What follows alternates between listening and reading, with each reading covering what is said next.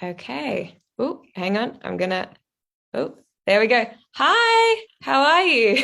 Hey, I'm well, thank you. How you doing? I'm good. Thank you so much for joining us. It's so nice to see your face. For everyone joining us, hello. Thank you for being with us on World Mental Health Day. Um, yeah, I'd like to introduce to you the wonderful Dr. Britt Ray from Stanford University. She's also the creator of Gen Dread, and I'm a very big fan of your work. So thank you again for being here today. Oh, Yeah. likewise. Thanks, Catherine. um, the theme of this year's World Mental Health Day is nature. So I thought it would be an amazing opportunity to sit down with an expert and talk about something that I think a lot of people have been maybe thinking and feeling, but don't really know too much about, and that's climate anxiety. So I guess my first question for you, Britt, is what is climate anxiety? Who does it affect? Sure. So climate anxiety refers to many wide-ranging forms of distress that lots of people around the world right now are feeling because of the climate crisis.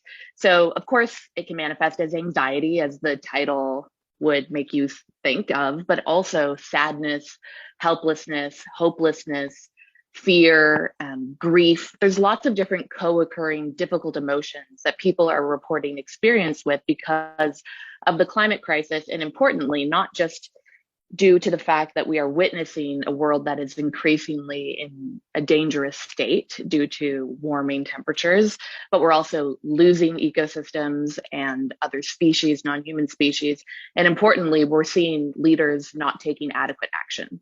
So there's an important element there about feeling betrayed or feeling let down by those who are put in positions to protect humanity and are failing to do so by not taking aggressive climate action that aligns with the science.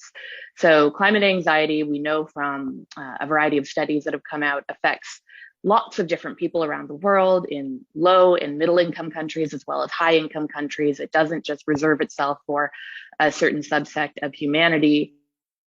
It particularly is dominant in younger generations. You know, people who are now growing up have understood for years that the climate crisis is something that they're going to have to contend with over their entire lives, yet they have the least responsibility for creating the emissions that are producing that very uncertain future that they'll have to cope with, while those in power who have benefited from high emissions lifestyles and are still the ones responsible for taking action, but generally failing to do so, won't be around to deal with the consequences.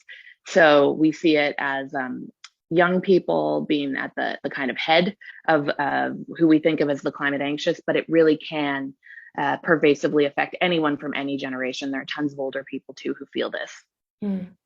And I mean, we talked a little bit yesterday about just, I guess, that feeling that you were saying, that kind of hopeless feeling, or there's been so much that's happened in the world the last 2 years, but especially with the climate.